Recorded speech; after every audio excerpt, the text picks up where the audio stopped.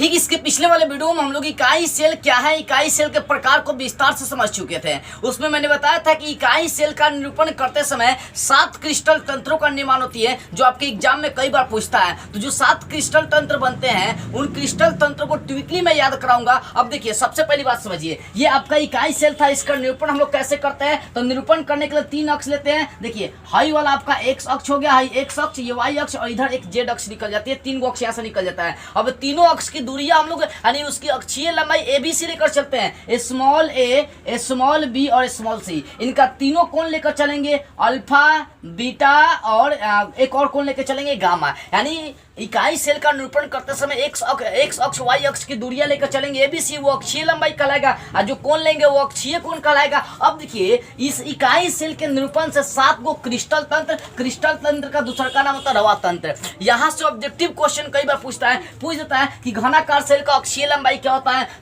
अक्षीय कोण क्या होता है, या पूछेगा केसीएल कौन सा आपका इकाई सेल है। कई बार एग्जाम में पूछता है, तो ट्विकली सब चीज को हम लोग याद करेंगे। सबसे पहली बात समझिए, घनाकार है। घनाकार, तो घनाकार इकाई सेल का आपको पूछ देगा अक्षीय लंबाई क्या होता है, अक्षीय कोण क्या होता है। तो इसको सिंपली समझाऊंगा। देखिए, घनाकार का अगर अक्षीय लंबाई पूछे घनाकार, तो घनाकार में एक वर्ड आ रहा है घन। तो घन का मतलब होता है 3, घन का मतलब क्यू का मतलब हो गया 3। तो ध्यान इसी बात को हम लोगों को समझना है। घन का मतलब 3, घन का मतलब 3, इसका मतलब तीनों इसमें लंबाई और तीनों कोण समान होगा। देखिए, इसमें तीनों कोण क्या, तीनों अक्षीय लंबाई समान है, ए बराबर बी बराबर सी, इनका अक्षीय लंबाई समान होगा, और इनका जो अक्षीय कोण होगा वो सब 90 डिग्री पर खड़ा होगा। क्यों? क्योंकि देखिए, इसमें जो आपका इकाई सेल होता है ये 90 डिग्री पर ही खड़ा होता है। एक्स अक्ष, वाई अक्ष, जेड अक्ष, तीनों एक दूसरे से 90 डिग्री का कोण बनाते हैं। इसी कारण से अक्षीय, घन का मतलब 3 और 3 है, तो तीनों बराबर होंगे, अक्षीय लंबाई भी बराबर होगा और इनका अक्षीय कोण भी क्या होगा, बराबर होगा। यानी ए बराबर बी बराबर सी, अक्षीय लंबाई बराबर अल्फा बराबर बीटा बराबर गामा,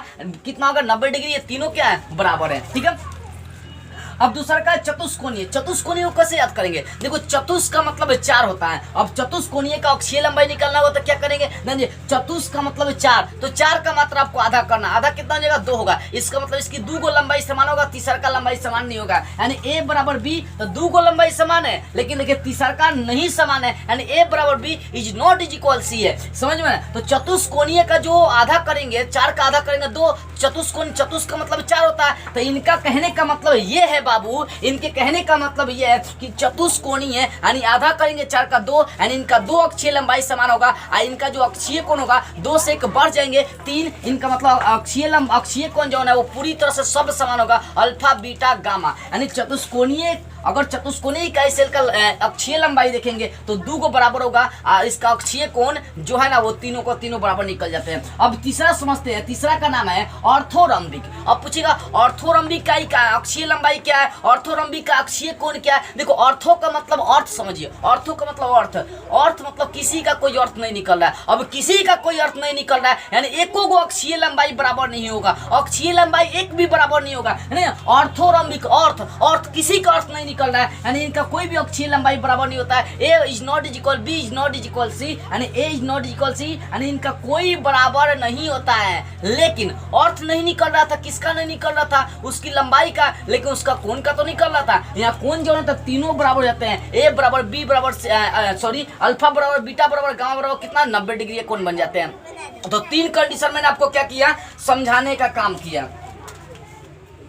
ठीक है। अब देखिए, ऑर्थोरम्बिक समझ, ऑर्थोरम्बिक अक्षीय लंबाई कोई बराबर नहीं होता, लेकिन अक्षीय कोण तीनों बराबर हो जाते हैं। अब चौथा आता है आपका एकंताक्ष। एकंताक्ष, अब इसको समझिए, इसका अक्षीय कोण क्या होता है, अक्षीय लंबाई क्या होता है। देखिए, एकंताक्ष का मतलब एक, एकंताक्ष का मतलब लेके चलना है एक, मतलब देखो एकंताक्ष एक भी बराबर नहीं है, एक भी बराबर नहीं। एकंताक्ष का मतलब एक, आपको ध्यान इस बात करना है, एक भी बराबर नहीं है। तो कौन बराबर नहीं है? इनका जो अक्षीय लंबाई है वो बराबर नहीं है, लेकिन एक इनका अक्षीय कोण बराबर होगा। अल्फा बराबर गामा हो जाता है 90 डिग्री, आप बीटा जो है ना वो 90 डिग्री नहीं होता है, यानी अल्फा और गामा जो है ना वो 90 डिग्री कोण बना देगा, लेकिन जो बीटा होता है वो 90 डिग्री कोण नहीं बना। देखो, एकंताक्ष मतलब एक लेगा, एकन मतलब एक होता है, तो एक में इनका एक भी नहीं बराबर है, एक में इनका एक भी अक्षीय लंबाई बराबर नहीं है, लेकिन इनका जो अक्षीय कोण है वो क्या एक बराबर होंगे, यानी इनका अक्षीय लंबाई में एक भी बराबर नहीं होगा और अक्षीय कोण में एक इसका बराबर होगा। अल्फा बराबर गामा बराबर कितना डिग्री कोण बना देगा 90 डिग्री का, लेकिन बीटा जो है ना 90 डिग्री कोण नहीं बनाएगा।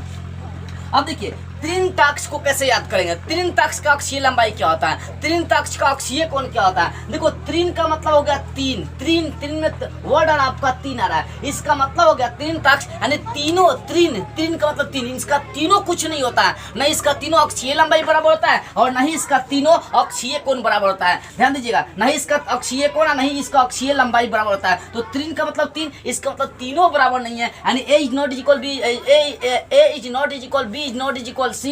यहाँ पर देखिए बाबू, alpha is not equal, beta is not equal, gamma is not equal 90 degree, यानी त्रिनताक्ष यानी तीनों बराबर नहीं होगा, नहीं अक्षीय लंबाई बराबर होगा और नहीं इसका आपका क्या बराबर होगा, अक्षीय कोण बराबर होगा। अब छठा आपका इंपॉर्टेंट है, बोला षटकोणीय। षटकोणीय का मतलब देखो, षटकोणीय का अक्षीय लंबाई और षटकोणीय का अक्षीय कोण कैसे याद करेंगे, इस चीज को समझिए। देखिए षटकोणीय में एक वर्ड है शॉर्ट, यानी पहिल का सट जाएगा और दूसरा का को नहीं सटाएगा, ठीक है ना। पहिल का सटेगा यानी ए बराबर बी होगा लेकिन सी बराबर नहीं होगा। उसी प्रकार से अल्फा बराबर बीटा होगा लेकिन गामा बराबर नहीं होगा। षटकोणीय शॉर्ट जा रहा है तो सटने में ए बराबर B is not is equal C, इसमें अल्फा बराबर बीटा बराबर 90 डिग्री लेकिन गामा 90 डिग्री नहीं होगा। वो कितना होता है 120 डिग्री हो जाता है, यानी ये बोलेंगे इसको षटकोणीय।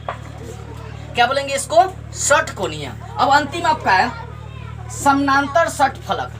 क्या नाम है, समानांतर षटफलक। समानांतर में एक वर्ड है समानांतर होगा, समानांतर होगा। अब समानांतर होने का मतलब क्या होगा बाबू कि ए बराबर बी बराबर सी एक दूसरे के समानांतर होंगे, मतलब बराबर चलेंगे, तो ए बराबर बी बराबर सी। लेकिन इनका जो अक्षीय कोण होता है वो दो कोण ही 90 डिग्री होते हैं, तीसरा का नहीं हो पाता है। यानी समानांतर में तीनों अक्षीय लंबाई बराबर होगा, ए बराबर बी बराबर सी। समानांतर का मतलब तीनों, ए बी सी तीनों बराबर होंगे, लेकिन इनका जो अक्षीय कोण होगा वो दो बराबर होता है, तीसरा का बराबर नहीं होता है। तो सिंपली मैंने आपको लॉजिक से याद कराया, इसका स्क्रीनशॉट आप ले सकते हैं, तो इसका पीडीएफ आपको डिस्क्रिप्शन में दे दिएगा, वहां से आप ले सकते हैं, ठीक है ना। घनाकार को मैंने याद कराया, घन का मतलब तीन, यानी इसमें तीनों बराबर होते हैं, अक्षीय कोण और अक्षीय लंबाई, ठीक है ना। चतुष मतलब चार होता है और चार का आधा दो करेंगे तो इसका दो कोण बराबर, दो अक्षीय लंबाई बराबर होगा, इसका तीनों जो कोण होता है वो बराबर होता है। ऑर्थोरम्बिक में अर्थ देखे थे तो कोई अर्थ नहीं निकलेगा, यानी A is not equal B is not equal C, यानी इसमें ए बराबर बी बराबर सी कोई बराबर नहीं होता, लेकिन इसका तीनों कोण बराबर होगा। एकंताक्ष में मैंने एक दिखाया, यानी एक भी नहीं है, यानी अक्षीय कोण एक भी बराबर नहीं होगा, लेकिन